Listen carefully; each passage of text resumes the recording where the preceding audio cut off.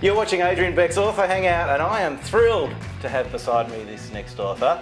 She's one of my absolute faves. It's Sally Rippin. So good to be here. How are you, at Sal? the Author Hangout. Cheers. Cheers. Yeah. Thanks for having me. No, thanks for coming along. So you're, of course, behind Hey Jack, Billy B. Brown, Polly and Buster, you name it. Harry Potter? No. I'm No? sure you could name that one, and that one I haven't been. Let's name it anyway. Let's claim it. Yeah. Sally Rippin's Harry Potter. Yeah. So, how did you get to this position where you've got like hundreds and thousands of millions of books out in the market? I mean, how does it work? How do you get there? Can you tell the kids your journey? Well, like a lot of you out there, I've always written stories and I've always drawn pictures and made books. I bet lots of you are doing this already. Yep. And I don't know if you were doing it when you were young, Absolutely. Adrian. I just haven't stopped. And so Yep. I always feel really lucky that what I get to do now is something I've always loved to do. And I think it also means because I've been doing it forever, I've got a lot of practicing. Because if you want to be good at something, you got to practice. You got to practice. Yeah. Yep. So I think the mixture of finding something that I love really soon, and I wasn't really good at much else at school. I was good at English, good at art. So, this is kind of something that I just always did because I loved it, but I never dreamed that it would be a job. Yep. Because I always thought a job was something that you put on a suit at the beginning of the day, Yes. you went out until you got home at night, you complained about your day.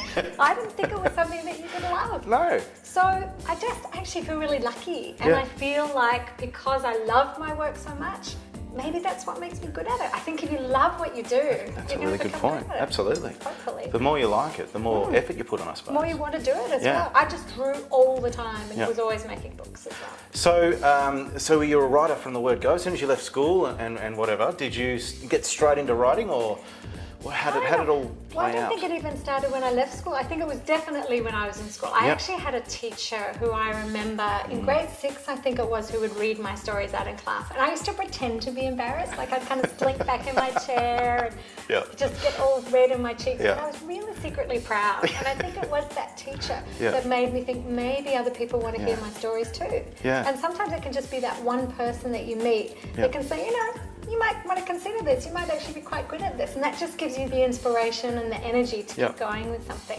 Yep. Might be someone out there who, would be looking at what you're doing and saying, you're quite good at this. Maybe that's what you need. So you should listen to their advice and just go for it. Yeah. And then if they tell you you're bad at it, don't take that. That's right. You got to choose. You got to choose which advice to take. That's right. So, what were the first books that you came out with, Sally? Were they the Billy B. Browns, or was there something before that? No, I've actually been doing a lot of stuff before Billy B. Brown. Really? In fact, I think I was probably more known as an illustrator.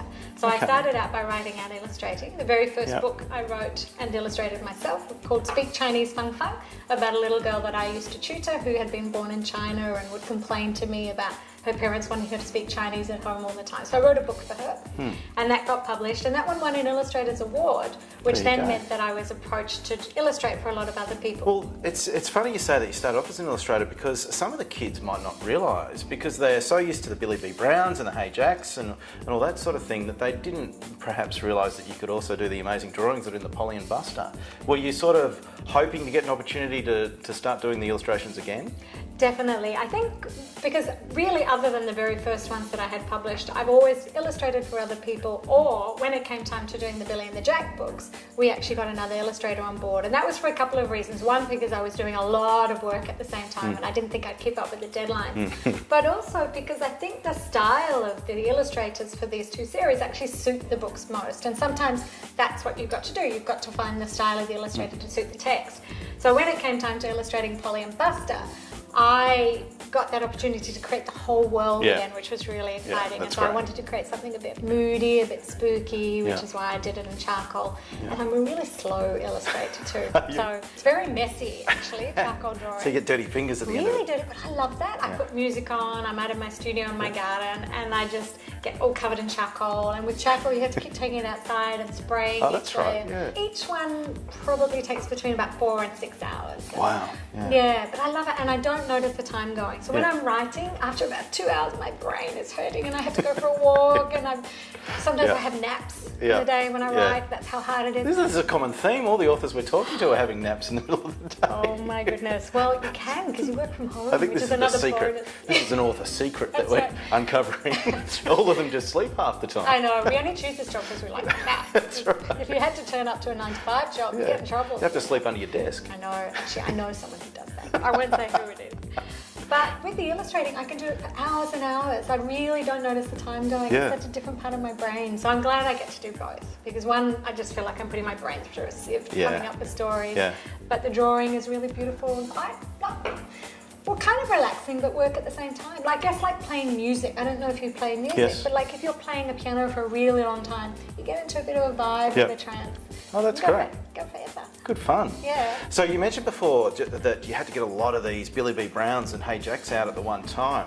Like how many at the one time did you have to get out? Well, there's 20 Billies of Yes. the original series, 20 Jacks. Yes. And then I did the Billy Mysteries, there's another 6 of them. The Billy Adventures, there's another 6 of them. You're testing my maths now. I know.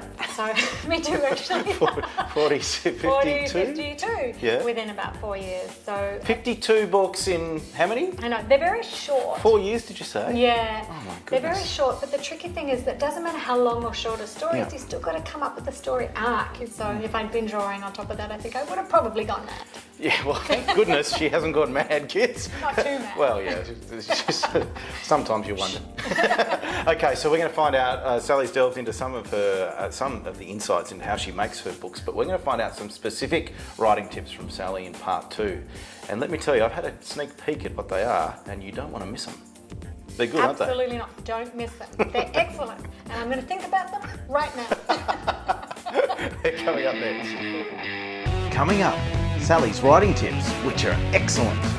And later, she teaches us how to draw Buster.